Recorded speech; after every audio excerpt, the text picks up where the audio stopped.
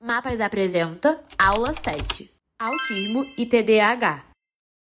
Queridos estudantes de mapas da UFRJ, eu sou José Otávio, homem branco, cabelos pretos, grisalhos, cara mais comprida que redonda, olhos castanhos escuros um pouco caidinhos, um sorriso no rosto, estou de terno preto, camisa azul e gravata prata.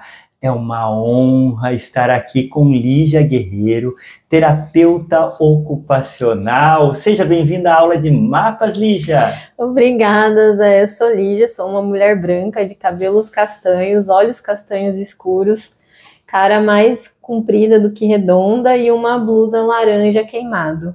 Lígia, nós vamos conversar hoje sobre terapia ocupacional, sobre autismo, e já vou explicar por quê. Também TDAH, TDAH, transtorno do déficit de atenção e hiperatividade. Essa aula a gente vai conversar, pessoal, porque a gente faz um mapa de vocês. A gente quer saber quem é você. E muitas pessoas aqui do nosso curso de mapas contaram ou que estão no espectro autista ou que têm transtorno de déficit de atenção e hiperatividade. Lígia, isso é mais comum do que a gente imagina? Isso é mais comum, tem tido também mais diagnósticos, né? Diagnósticos inclusive tardios, a gente está tendo uma busca maior nos últimos anos por pessoas que tiveram esse diagnóstico tardio. Eu acho que isso vem de vários fatores, inclusive do aprimoramento também da forma como esses funcionamentos são percebidos e os diagnósticos são feitos, né? Isso é muito interessante. A Lígia é terapeuta ocupacional, já tem muitos anos aí na prática, e eu quero que ela fale de coração para você, estudante de mapas. Lígia, fala um pouquinho sobre o autismo e como que a gente pode ajudar os estudantes que estão no espectro. O ambiente escolar, né, é desafiador se a gente for pensar em estudantes. A gente tem algumas iniciativas, a gente faz acompanhamentos, às vezes, nesse sentido também de visitas em escolas, mas eu acho que é importante a gente pensar em acolher, né, algumas situações, né, a gente pensar em respeitar alguns comportamentos, como quando a pessoa está em sobrecarga, ela tem mais dificuldade às vezes para socializar, precisa de mais pausas, precisa às vezes ir para um ambiente silencioso para depois voltar para a socialização. O uso de acomodações também, né, às vezes para a pessoa neurodivergente, ela vê como uma barreira para o uso dessas acomodações, as questões sociais, né, de você estar em aula e usar um abafador ou um fone de ouvido, né, ou até um óculos escuro. Eu tive há pouco tempo, né, até a demanda disso, de um jovem que está cursando faculdade, veio pedir orientação no sentido, porque as luzes da sala incomodavam muito, e aí ele fez uso do óculos escuro. A gente tem também algumas outras alternativas. Eu tenho uma amiga que ela é autista, ela usava, né, chapéu e óculos escuros. Também, boné. Eu usei por muito tempo chapéu. Boné, mas chapéu eu usei por muito tempo. Mas eu vou contar como que eu parei de usar chapéu. Eu usava chapéu para tudo, ia sair, usava chapéu, e o chapéu como que fosse uma proteção. Não sei se vocês sabem, pessoal, eu sou uma pessoa do espectro autista, o seu professor, Zé Otávio. Sim, eu fui falar depois de um tempo, eu tenho muitas crises, eu tenho muitas questões sensoriais, muitas questões emocionais e um desenvolvimento totalmente atípico. É assim que a gente fala para o desenvolvimento de quem está dentro do espectro autista. E eu usava chapéu. Até que eu tirei uma semana de férias para ir assistir o Nadal no Rio Open. E eu entrei num foco no Nadal que eu chegava às 8 horas da manhã, porque eu sabia que 9 horas, 8h30 ele estava treinando. E eu sabia que ele treinava de manhã e sabia que ele treinava depois do jogo à noite. Eu ficava até às 10, mas 9 e pouco, 9 e meia mais ou menos, quando ele parava o treino dele. E eu fiquei todos os dias assistindo o treino da manhã, o treino da noite e os jogos dele, de chapéu. Quando chegou no sábado, que depois antes da semifinal ele foi treinar, eu estava ainda, quem estava do meu lado era Daniel Azulay, que também estava focado, porque todos os dias ele estava, vocês não devem saber, mas foi um grande desenhista, criou coisas na televisão, mas já faleceu. E daí eu estava lá, assistindo o Nadal com meu chapéu, e de repente o Nadal para e olha para mim, eu querendo olhar para ele, pedir autógrafo, e ele começou a apontar para mim. O Daniel Azulay tirou o meu chapéu, porque ele estava apontando para o meu chapéu, e entregou o chapéu para o Nadal. O Nadal falou algo como: eu queria muito assinar o seu chapéu, que eu vi você todos os dias aqui.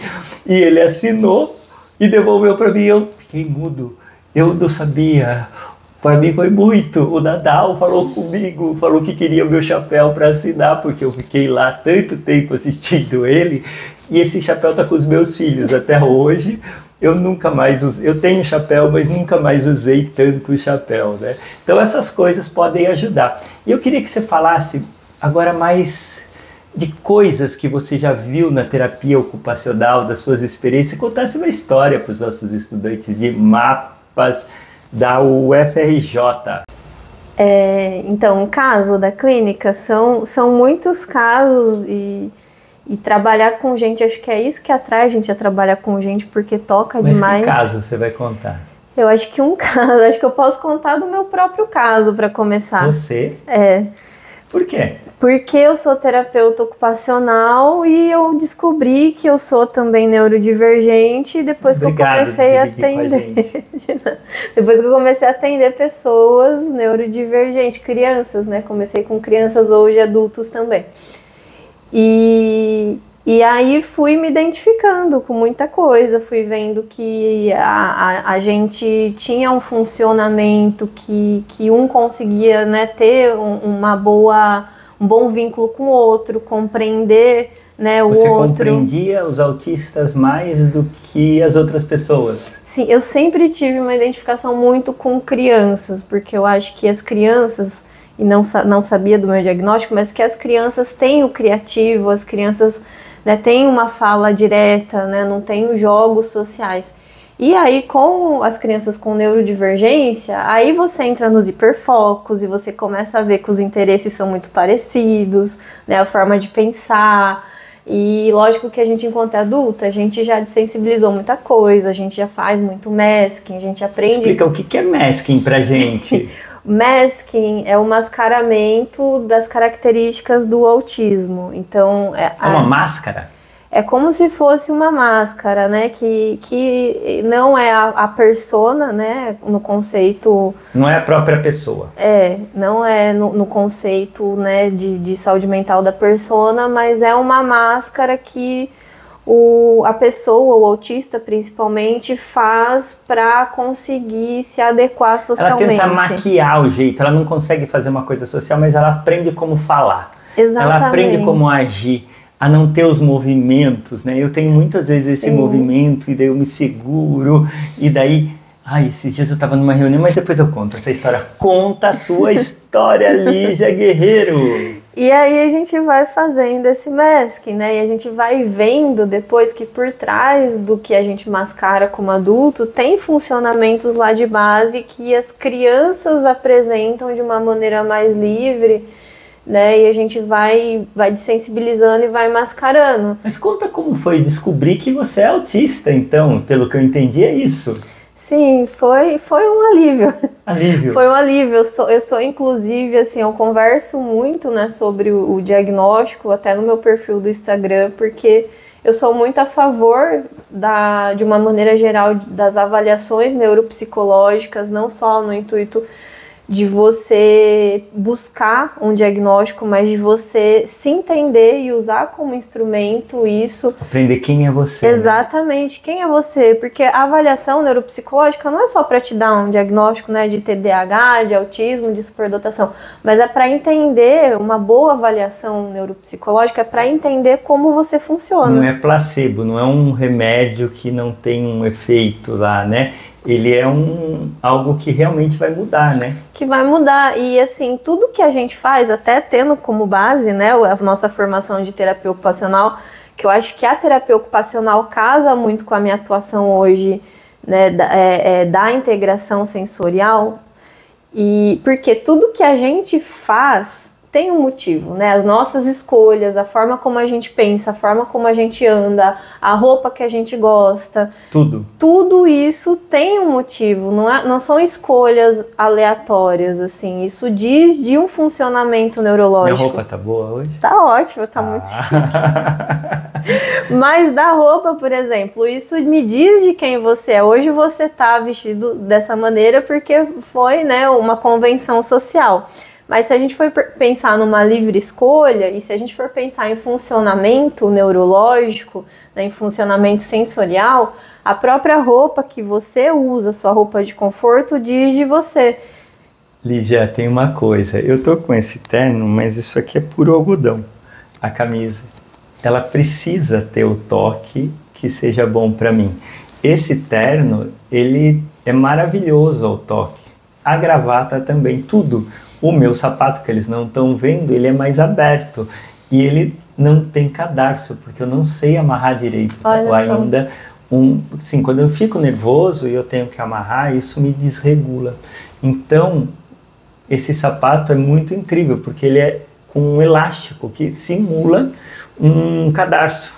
E nem tinha percebido, realmente. E então Adoro. eu achei, e ele é leve, então eu achei fantástico. Eu brinquei até com o pessoal, falei que se um dia eu tiver alguma projeção, eu vou querer ser patrocinado por eles, porque esse sapato serviu perfeito para mim.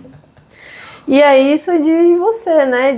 De funcionamentos que é muito comum na neurodivergência, da bilateralidade, da ativação proprioceptiva, para você amarrar. Algumas dificuldades, Algumas dificuldades, né? A questão sensorial, tátil, da escolha do tipo do tecido. Muito, né? Bom isso, né? Lígia, ou Lili, porque eu te conheço faz tanto tempo,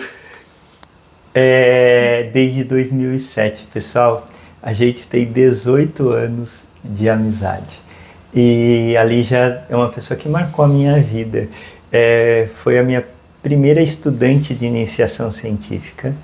A Lígia acreditou no meu trabalho. Eu vim para o Rio de Janeiro, a Lígia veio também para o Rio de Janeiro. E a gente tem uma amizade indestrutível, né? A gente tem uma amizade para a vida toda. Sim. Então, Lígia, eu queria que você contasse um pouquinho de mim, coisas que nem eu sei. Bom, então, falar do Zé, né? O Zé é um amigo, né? Como ele fala, que eu sei que tem uma amizade sincera comigo e que começou como meu professor lá em 2007 e que, como eu falei para ele, tem um papel muito importante em pontos muito definitivos, né? Decisórios da minha vida.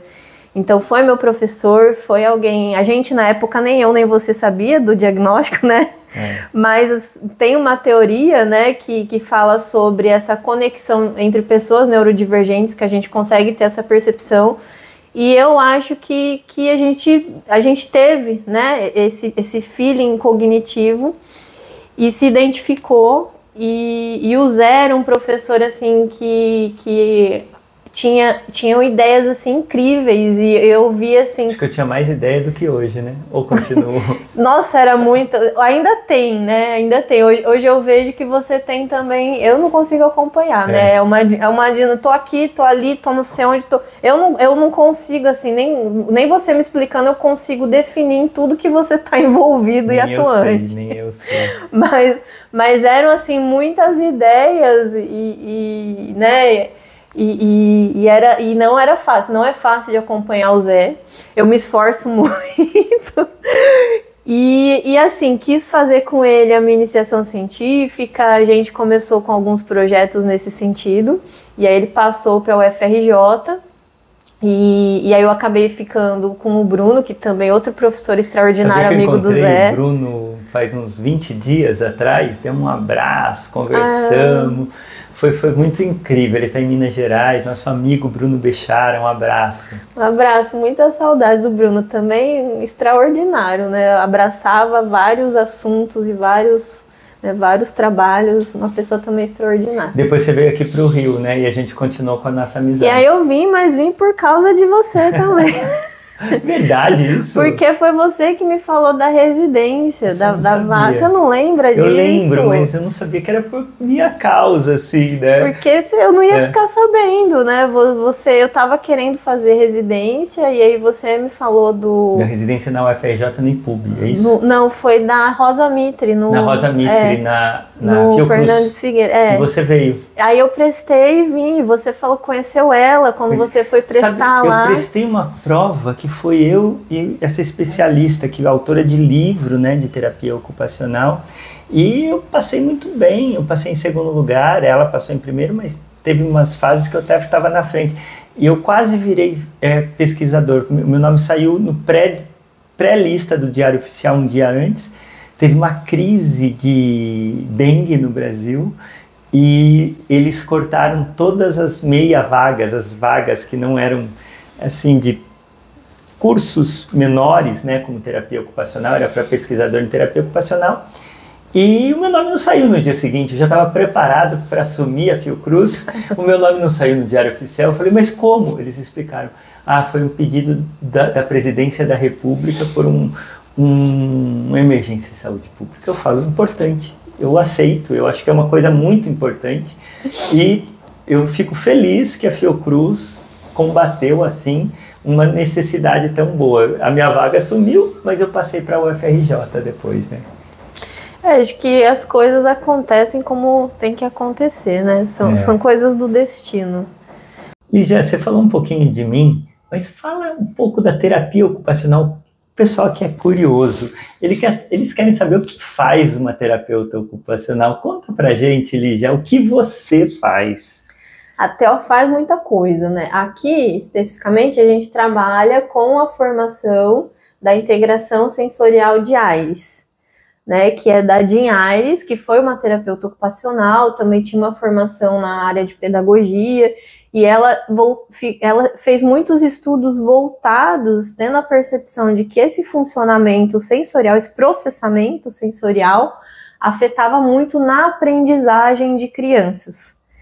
Então, a partir disso, ela criou estudos científicos, né, o método da integração sensorial de Aires, e hoje, inclusive, eu tenho recebido também jovens e adultos. Pessoal, eu vou contar um segredinho para vocês. Eu já fiz umas 2 sessões aqui com a Lígia e ela me coloca nos mesmos brinquedos que as crianças. Ela tem uma lycra que é fora do comum. Vocês que deviam vir aqui testar, né, que você trabalha com toda a força na perna, nos braços, a sua flexibilidade, isso faz a diferença. Não sei se vocês sabiam, eu quando criança não processava as vogais, então tinha um problema no processamento, e através do meu desenvolvimento sensorial, cognitivo, eu consegui superar isso, né? Eu acho que é um pouquinho disso que você faz.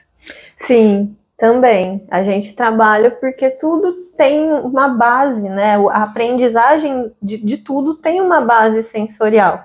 Então a gente pega desde bebezinhos que vão começar lá com algum atraso no desenvolvimento, muito comumente que, por exemplo, demora para engatinhar ou engatinha meio desengonçado, rastejando. Então o que isso diz? Que eu vou ter uma alteração da bilateralidade.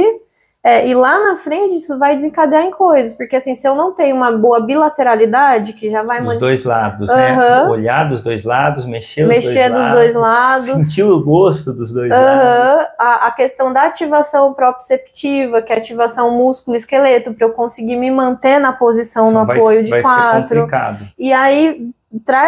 até tem relação com o que você trouxe, que você também trouxe umas percepções disso na alimentação, né? Porque o que acontece? Se eu não tenho uma boa ativação de vestibular, sistema vestibular, que é da bilateralidade, que tem a ver com a bilateralidade. Que também deixa em pé e que deixa tontura nas pessoas. E eu não tenho uma boa ativação, tenho uma alteração de propriocepção e geralmente também uma alteração tátil, eu vou ter, inclusive, uma dificuldade de percepção de mim mesma. Peraí. Então, transtorno. Vamos falar agora do transtorno de déficit de atenção e hiperatividade aí. Porque a pessoa que não percebe ela mesma, ela vai fazer mais do que ela pode, ela vai estar numa atividade exagerada ou a menos, né? Então ela vai ter uma alteração aí severa, né? O que acontece? É até muito difícil da gente identificar o que é um TDAH e o que é uma pessoa com um funcionamento de limiar neurológico mais alto. Porque se eu tenho uma pessoa que tem um funcionamento mais alto... Ela sente menos dor, ela sente menos, ela vai ter uma percepção diminuída de si mesmo, dos seus funcionamentos internos, do processamento emocional. Talvez o exercício, movimentação, mexer com o corpo, pode ser um caminho? Pode ser um caminho para regular. Por isso que tanta gente corre? Para se regular. Intuitivamente, é comum que busque, né, que desde criança busque esse movimento e depois que é adulto, às vezes vai fazer esporte, né, triatlo, essas coisas todas, porque você busca esses estímulos vestibulares e proprioceptivos através do movimento. Então, o desafio mapas, pessoal, que vocês fazem, que é fazer uma coisa nova, é começar a correr, começar a fazer trilha, fazer uma academia lá diferente, tá em atividade, né? Pode melhorar a sua saúde mental, pode melhorar a sua saúde física, é isso mesmo, Lígia? Sim, inclusive, né, as inflamações, os processos inflamatórios, os neurotransmissores, né, e ajuda na regulação. Não é o mesmo que uma integração sensorial, porque a gente vai saber dar os estímulos corretos e até mesmo a gente promove, né, uma integração deles. Então, não é só você trazer um estímulo que seja regulatório, mas, por exemplo, no caso do TDAH ou de um funcionamento que seja mais desatento, a gente vai trabalhar também com o foco atencional, porque o caso do TDAH não é uma questão de falta de percepção dos estímulos. O foco também. É uma questão de você perceber demais todos os estímulos. Você percebe tudo, explica aqui para a câmera, para os nossos estudantes, o que eles podem fazer para melhorar esse foco das pessoas que têm transtorno de déficit de atenção e hiperatividade. O ideal é que você tenha ambientes com menos estímulos, porque eles não conseguem filtrar bem esses estímulos, eles focam em tudo ao mesmo tempo e por isso que se distrai com facilidade, não só no diagnóstico, mas pessoas que têm também um funcionamento neurológico com maior dificuldade de filtrar, então eles focam demais. Então, se você tem um barulho, se você tem uma parede com muita informação, quanto mais informação, mais difícil é. E muitas vezes a gente vai usar também de acomodações que ajudem a centrar fone, alguma coisa boa de pegar. Também, até mesmo de estímulos vestibulares e proprioceptivos. Porque... O que seria esses estímulos vestibulares proprioceptivos? Fala de uma forma simples pra gente. Porque, por exemplo, eu posso usar um disco de equilíbrio para sentar, uma bola suíça,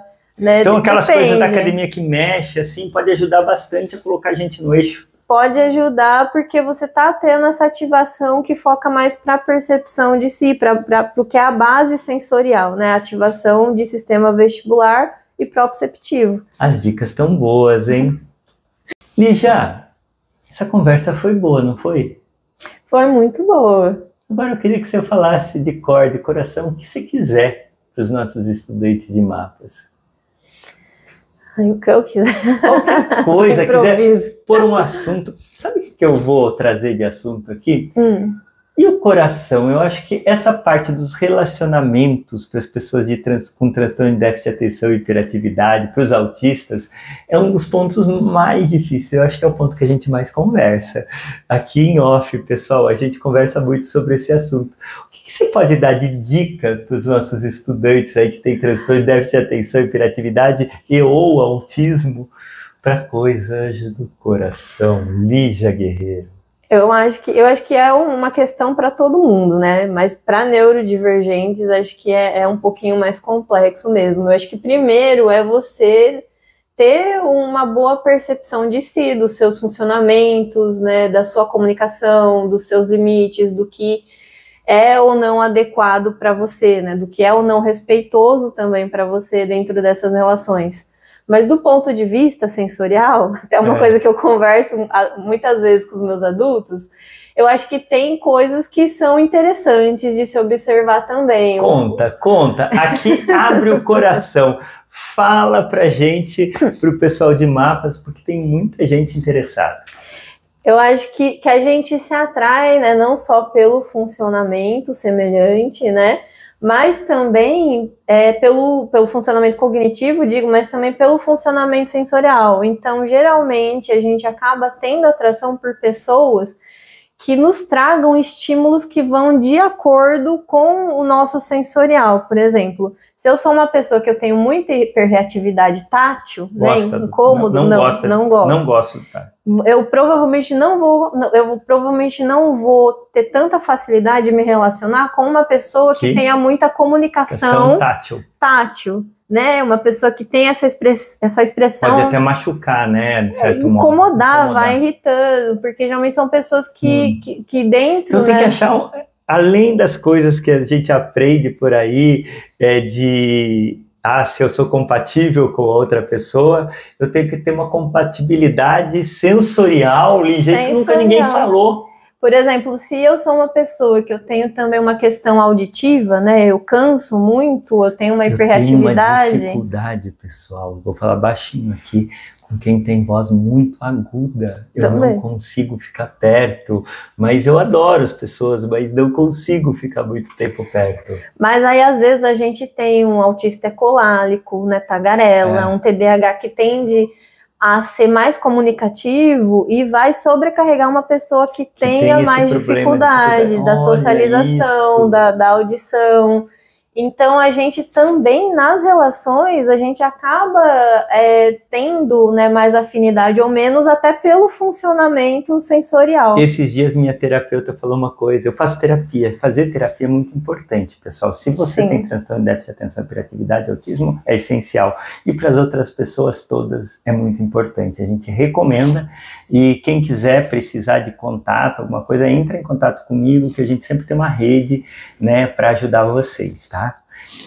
Tem uma coisa, ela falou, começa além do que você vê, começa a perceber no que você escuta, o que você sente, o cheiro, o sabor das coisas, do tudo. Então, se você está num relacionamento, abra todos os seus sentidos. Faz sentido para você isso, Lígia? Faz muito sentido, Ampli. Faz muito sentido, já que eu trabalho com os sentidos. Você abrir os sentidos, eu acho que tem muita relação. A questão do cheiro também, para muitas pessoas neurodivergentes, é importante. Eu tenho até relatos de pacientes que eles têm isso com as pessoas de afeto. Então, entre os familiares, em vez de cumprimentar com um beijo... Dá um cheiro. Isso é do Nordeste. Isso vem do Nordeste. Dá um cheiro, menino. E aí cheira a cabeça, mas não é nem da cultura de lá. É porque tem essa coisa. Porque uma coisa que é muito regulatória também, para quem tem a questão do cheiro, tem essa atração por cheiros, geralmente são pessoas que têm hiperreatividade também para cheiro. Então, os cheiros ruins são muito desagradáveis e aversivos. Mas os cheiros bons atraem muito. Atrai demais. E regulam. Então, quando cheira alguém que é do afeto, isso te regula. Que coisa boa. Pode sair da crise, né? A gente não falou das crises, não vamos falar nessa aula, porque a gente está chegando ao fim. Toda aula, a gente tem, quando eu estou nessa aula, eu faço esse formato de aula, que eu estou perto das pessoas, não estou fazendo muitas lives mais. Por quê? Só por um motivo. Porque eu peço um abraço. Você gosta de abraço? Agora eu aprendi. Você gosta de abraço? Eu gosto. Você aceita um abraço? Aceito um abraço. Agora eu faço essa pergunta também, porque tem pessoas que não gostam, não é? Mas então dá um abraço sentada, porque senão a gente vai sair da câmera aqui. Lígia, que linda essa aula. Muito bom, obrigada, pessoal, pela oportunidade. Até a próxima. Tchau, tchau.